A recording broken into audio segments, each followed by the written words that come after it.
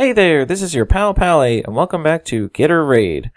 We're heading through Heroic Siege of Orgrimmar, and next up is the heroic version of the Galakras encounter.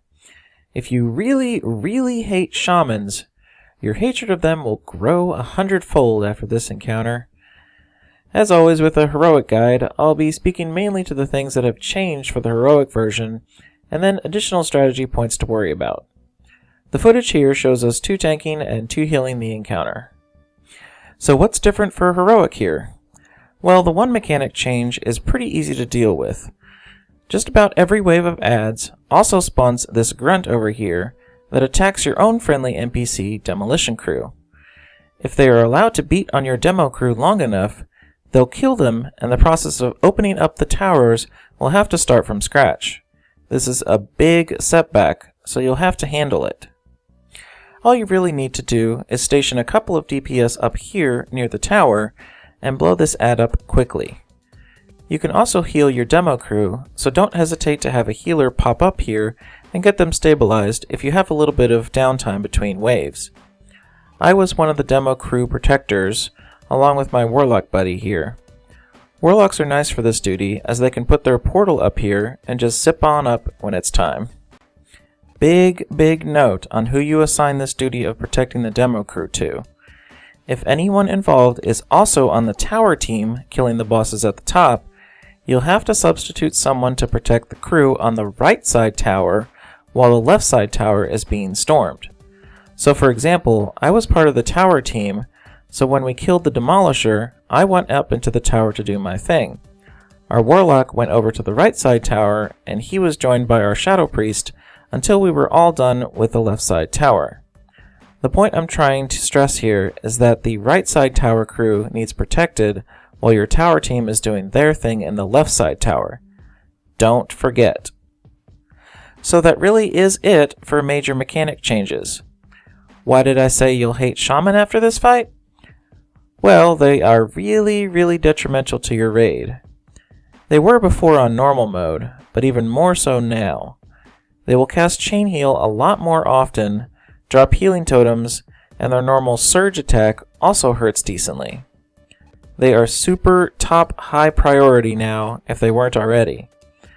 The first thing dying in a wave with a shaman has to be that shaman. You still have to manage the bone crushers and prevent their fractures, but everything you have should be thrown at the shaman. Even start calling out a rotation for interrupts on these buggers. They are that annoying. From here, let me just discuss what's going on while you are killing the ad waves and towers. Phase 1 basically. As I said, lock down shaman. And in case you don't remember, please beat the crap out of the shaman. Did I mention that the shaman... Okay, you get the point. Beyond that, the bone crushers obviously have some priority because of the AoE damage they do, plus the fractures. Be sure to leave yourself at least 3 different ways to interrupt fractures, as a full one going off on heroic can cost an NPC at least half its health.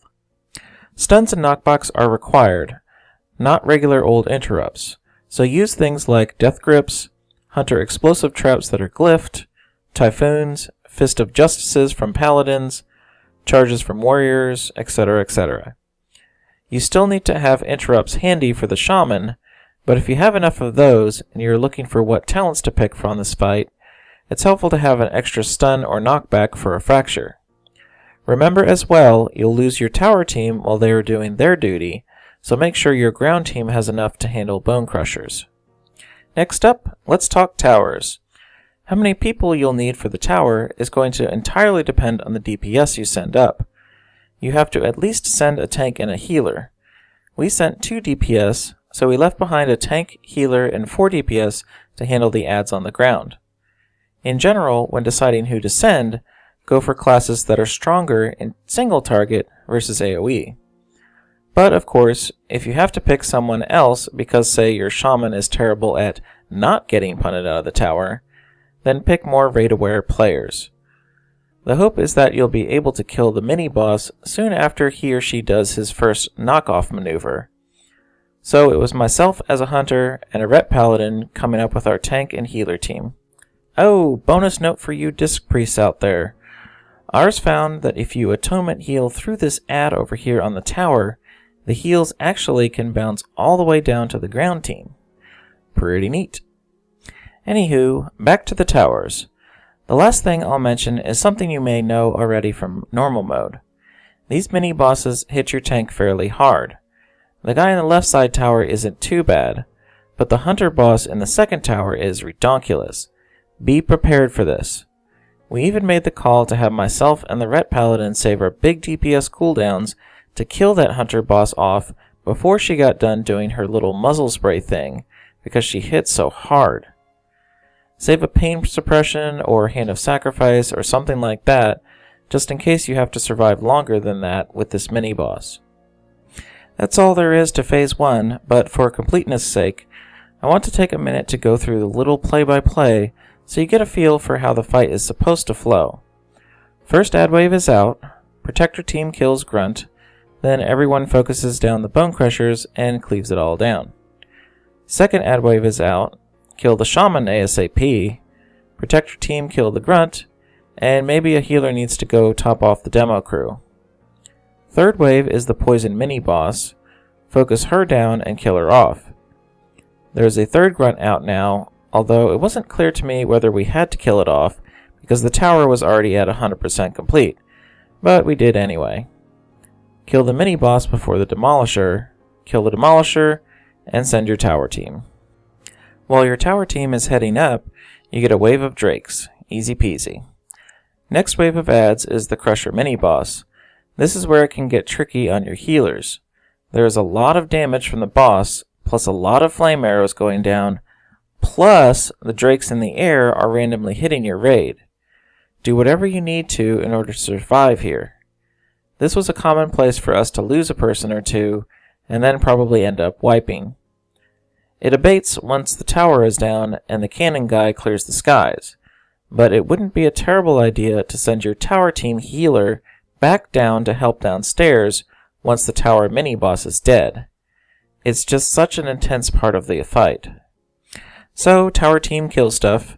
In the meantime, you should have been watching the right side tower and keeping that demo crew happily working away. And did I mention locking down Shaman? Yeah, maybe. Cannon guy clears out the Drakes, and soon it's time to head up the right side tower. But, hang on.